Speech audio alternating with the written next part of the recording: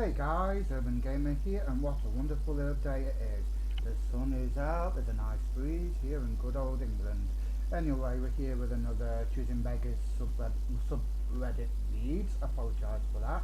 So let's get right into it, shall we? First one is actually called Just Because you overstayed your welcome doesn't mean I'm going to feed you. My sister, brother-in-law and two nephews came over every Saturday like clockwork. It's nice to see the boys. I started a weekly tradition back when my sister was having trouble with money where I can buy her lunch. Maybe breakfast too, if I felt like it. Mostly to make a meal off the budget. My dad helps them otherwise. This is just my way of helping too. Fast forward a couple of years, my sister has a much better job, but I still buy them lunch because I'm spending time with the family. I only grumble when they suggest going somewhere spicy. Whatever I learned when and how to say no and just order a pizza. Lately they've been staying longer into dinner time. My youngest nephew takes whole afternoon naps and they usually wait for him to get up. I drop hints that it's my dinner time soon and ask, so what are you guys doing for dinner? And there's always that waiting anticipation as if I'm going to give them another expensive meal. Sometimes I have to jokingly say in 15 minutes I'm making a run out to the store to get dinner and you can just watch me eat. As my final please leave warning. They hung around too long, so I did just that. I grabbed an 8-piece chicken tender from the grocery store deli and some sushi because for that price it's pretty good, and I come home. They're still there, not packed up or anything. They're a little annoyed at me that I'm eating my dinner while the kids are making early hungry fussing and asking me if I have any snacks. After you got your kids up for in time for dinner, and then, perhaps they would have been fed. Maybe. I don't know. Usually I buy them enough snacks for the day, and when it's gone, it's gone. My sister was finally getting a hint and they started packing up. She knows when I'll be stubborn and unwilling to put up with the guests anymore. Too bad my brother-in-law can't take a hint. Well, it's all getting pretty late and we aren't going to have time to make dinner for the kids without drive home. Could you order a pizza for us and have it delivered to our house? That way it can arrive when we get there. Nope, I only pay for meals when I get to share the family experience, and I've been dropping get out of my house hints for 2 hours. Not my fault that you tried to stay, so I feel obliged to feed you. Thankfully my sister was not a choosing beggar and tried to explain to her husband what he's doing wrong. He tries to joke about how cheap I am sometimes, and every time he does, I prove to him how cheap I am. I was going to take you to a named brand restaurant for lunch, but I think I'll just buy a pre-cooked rotisserie chicken from the grocery store, or a frozen pizza.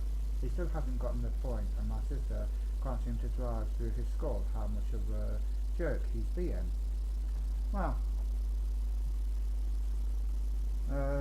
sister that stays so long just so that your sister-in-law can actually buy a dinner. It is a bit of a bad choosing beggar story. Not much, if she's not like going off all off on one and accusing her of being tight and stingy. Anyway, let's get on to the let's get on to the next one, is what I meant to say. So, excuse me. This one is called Old Woman Can't Decide WTF She Wants, Then Demands Free Stuff. This didn't happen to me, but it happened to my co-worker, who is a sweetie, and this happened all over the phone. So we worked in a pizza place. I won't say the name, but we opened in December, so you can imagine a lot of people ask for deals, coupons. It was like 11 AM to 12 PM, really dead and just opened. My co-worker shall be CW, an old lady OB. Co-worker answers the phone. How are you? How can I help you?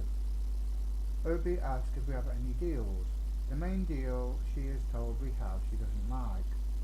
OB then says, well, can I have a big discount for being one of the first 25 callers of the day? Oh, I'm sorry, we don't have anything like that. Oh yeah? You give me 25, you give up 25% to the first 25 customers that call. We literally don't. Not online, not a single pamphlet, it don't exist and never will. Have I read that right? I don't know. We do not have a deal like that I'm aware of.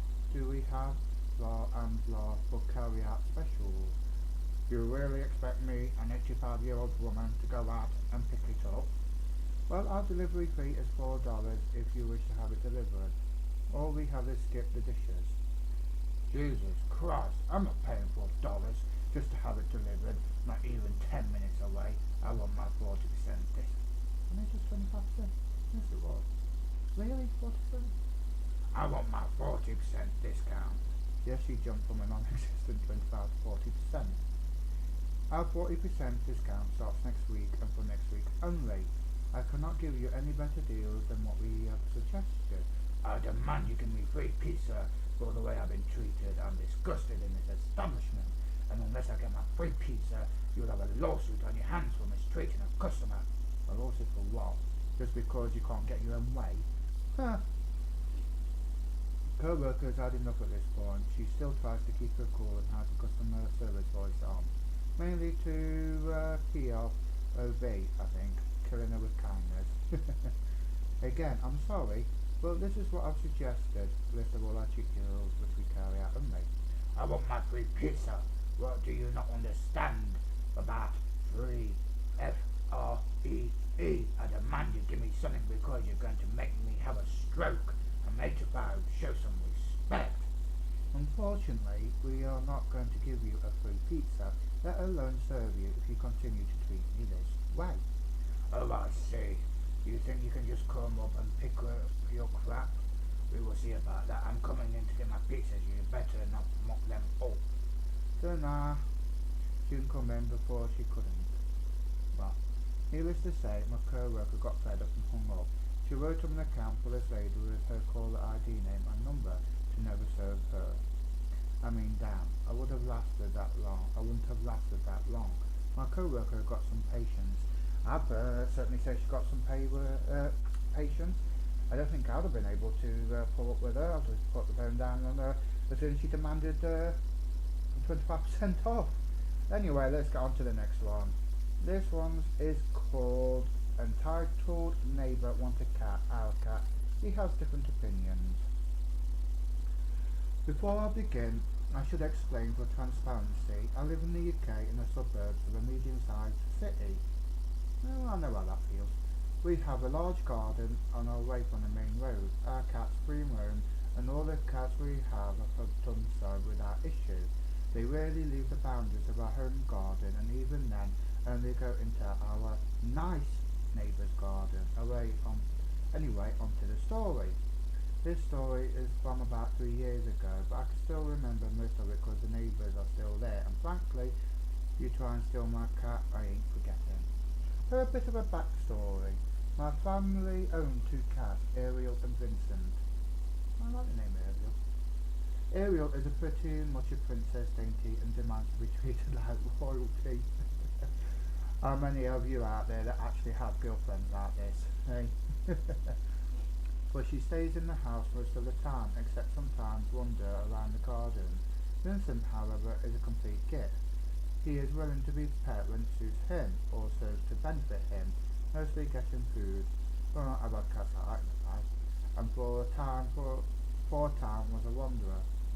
Not so much now. In around 2016, Vincent went off on a wander.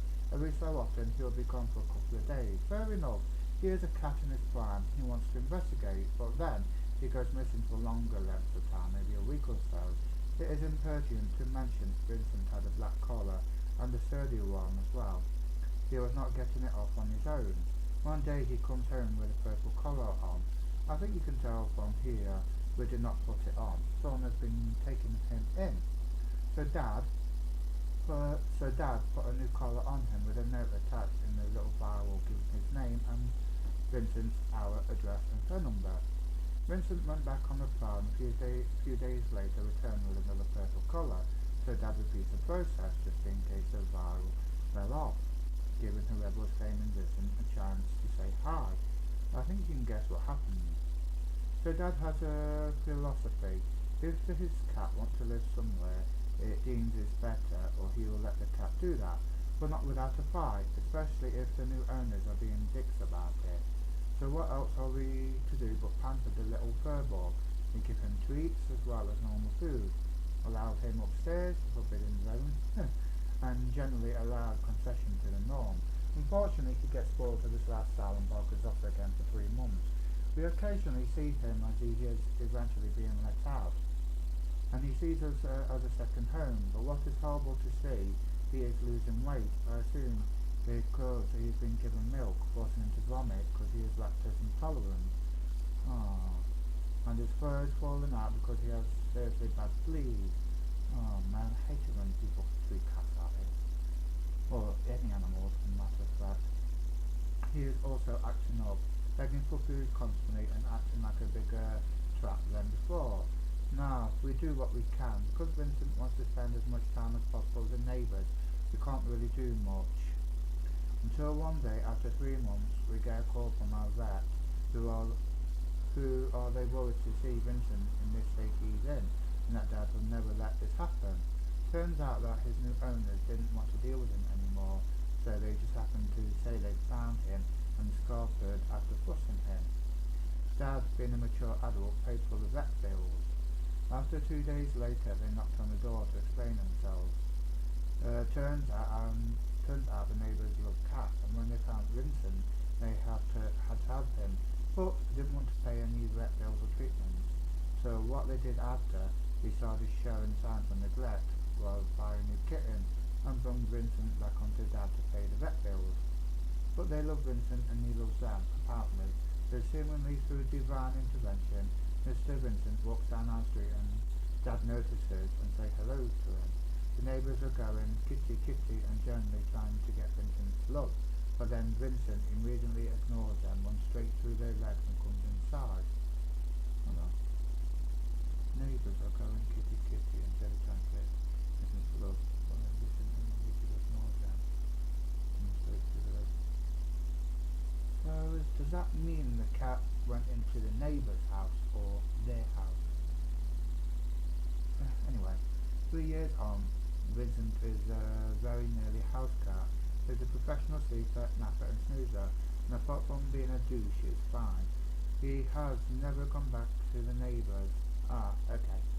He obviously realised they were killing him and he knew he wasn't wanted after they got the kitten. In the moral of this story, I feel sorry for the cat, I do. I mean, taking in a cat is one thing, but imagine mistreating it like that and, when it needs serious help. No, you're not getting it because we can't be able to pay the vet bills. Well, people like that really do piss me off sometimes. Anyway guys, that's all the time I got for now. If you enjoyed today's video, then please do leave it a like. If you'd like to see more, then don't forget to subscribe. Well, don't forget to also click on that bell notification. But until then, I shall see you all in the next video. Bye bye!